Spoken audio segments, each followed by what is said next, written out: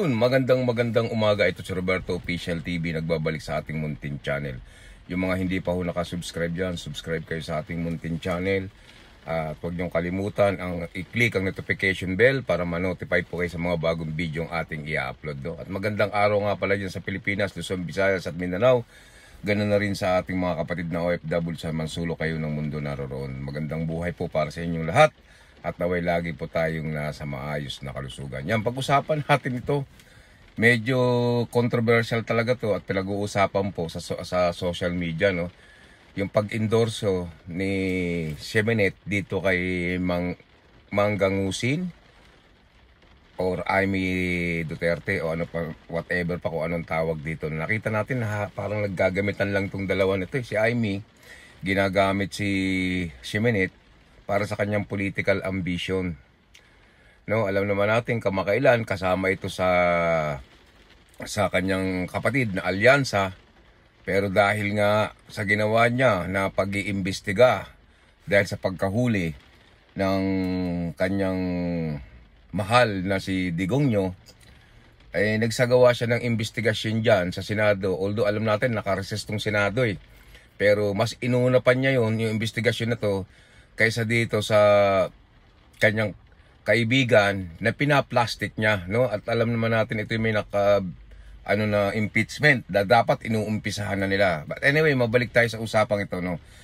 Yung ginawang pag-i-endorso po dito ni Semenet ay hindi po naging maganda din ang feedback nito sa mga sumusuporta sa kanya. Especially, alam nyo naman na itong si Maharlo kang na nagtatago ngayon, no? At alam natin may kaso. Ganun din itong si Roque na pasimuno ng pagpapalabas ng peking video ng ating mahal na Pangulo doon sa Pulburon issue.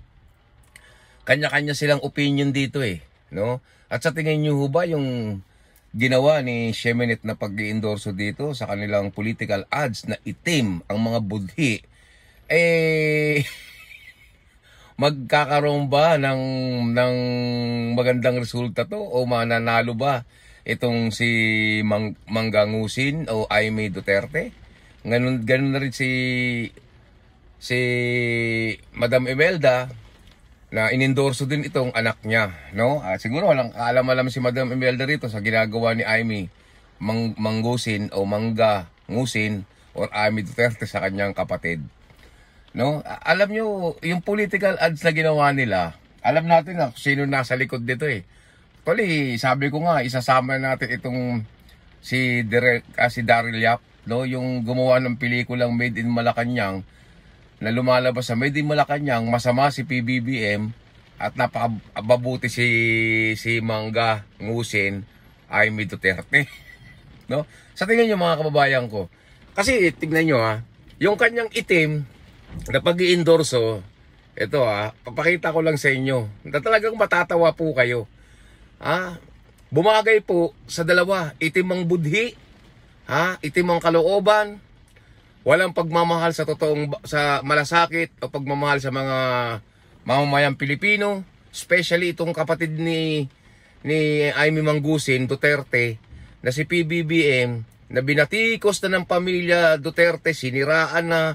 Ganun na rin ang kanyang ama, binatikos, hinuhuhukayin, itatapon sa West Philippine Sea. Dahil lang sa pagmamahal niya sa mga Duterte, especially dito kay Digong, at inaakala niya na susuportahan siya ng mga DDS. Kasi sinasabi nila ang Mindanao daw ay solid supporter daw ng mga Duterte. Ay hindi ako naniniwala dyan mga kababayan ko. Ang Mindanao po, hati po ang opinion at hindi po ito puro maka Duterte. So dito sa tingin niyo mananalo itong si Amy Duterte Manggangusin?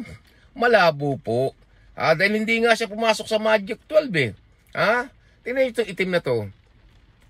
Yung itim nila na kalokohan nila itim. Sino ho ba ang kasama nila sa itim na to? 'Di ba ito? Ito. Yung tatlo pong plastic to. Itong si Semenet, itong si itimang budhi, si Manggangusin, Amy Duterte. Mga kababayan ko, naggagamitan lang po itong dalawa nito. Itong tatlong ito.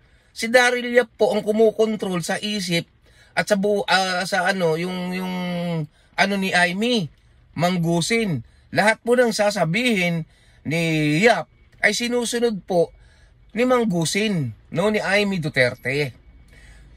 So ito, sinasabi ko na nga, hindi po nakatulong ang pag-i-endorso ni Ximenez sa kanya. At ganun na rin yung presidente ng PDP na si Mr. Bigote.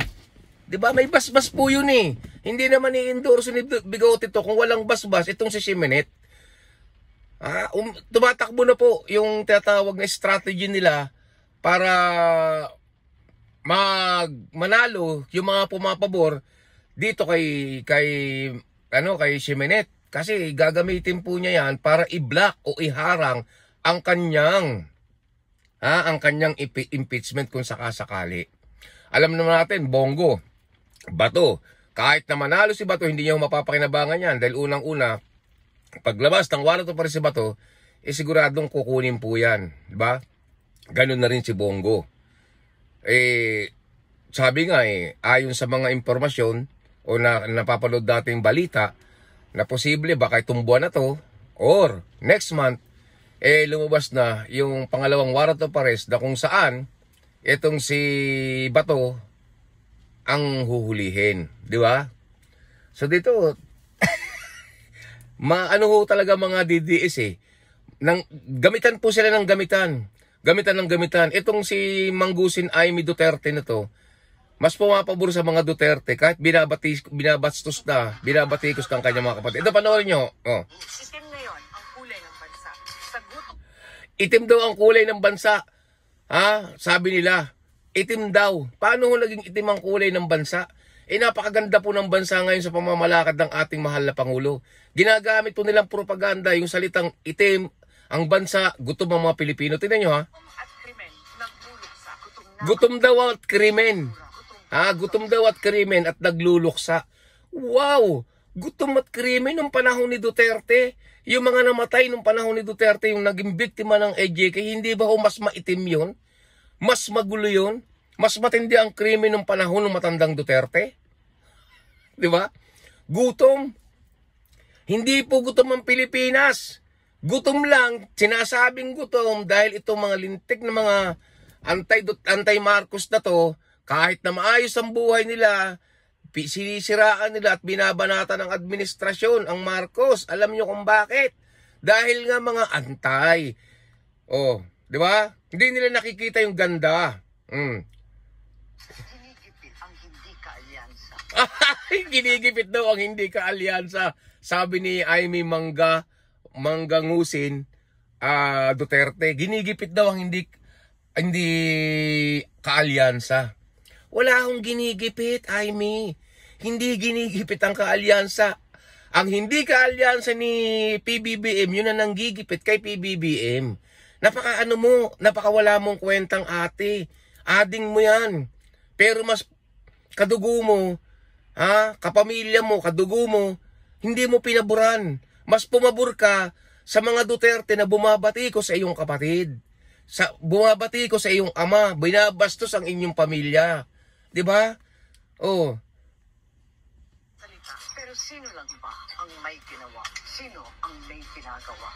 Sino daw may ginagawa? Panahon ni Duterte wala pong ginawa. Ang ginawa ni Duterte, ilunsad yung peking war on drugs niya. Pero yung mga kaibigan niya ay nananatiling buhay, nakasandal sa kanya, protektado niya. Ito mga drug lord na to. Wala akong ginawa. Grabe ang corruption ng panahon ni Duterte. Yung Parmali issue. Ang daming issue sa PCSO. Ang dami pong issue na kinasangkutan ni Duterte, pangungutang sa World Bank yearly, pagbebenta po ng mahigit 40 toneladang ginto, no? At paggawa po ng lockdown kahit hindi naman po masyadong maraming virus or pandemic sa lugar na yon. 'Di ba? Ginawa ni Duterte na gawin ng lockdown para hindi po nakikita ng mamamayan kung ano yung totoong agenda ng Duterte. Di ba? Tuloy. Ang kulay ng pakikiramay. Itim ang kulay ng pakikisa. Itim. Laban ng tama. Tama. Itim na pala ang kulay ng pagkakaisa ngayon. Itim na. Talagang itim ang mga budhi nito no? Halata mo talagang naggagamitan. Itim daw ang kulay ng pagkakaisa. Amy Mangga, Mangusin Duterte, paano naging itim ang kulay ng pagkakaisa? 'Di ba? Talagang napakahilig nyo sa itim, palibasa itim ang budhi ninyo. Ano ba ang kalaban ng itim? Liwanag, puti. Tandaan natin, ang itim na plano ng mga Duterte sa Pilipinas ay dapat nating hadlangan. Ayan, maraming salamat po sa inyo. God bless po sa ating lahat. Huwag po nating kalimutan na hindi po karapat dapat si Amy mabalik sa Senado. Tandaan natin, ito po ay anti-impeachment. Gagamitin lang po ito ni Sara kung sakasakali para mahadlangan ang kanyang impeachment. Nawa sana itong mga PDP na to, mga kalyado na mga maiitim ang budhi, ay hindi po magkaroon ng pagkakataon mabalik o makapwesto muli sa Senado. Tandaan natin, Philip Salvador, wala pong kwenta yan no? Willie Revillame, walang kwenta. Hindi naman po maglilingkod ng tapat sa bayan yan Sila po yung maglilingkod lang sa mga Duterte. Ayan, maraming salamat muli. Ito po si Roberto Official TV. Huwag niyo pong kalimutan i-subscribe, like, i-share ang ating munting channel. At huwag niyo rin pong kalimutan notification bell para ma-notify po kayo sa mga bagong video natin.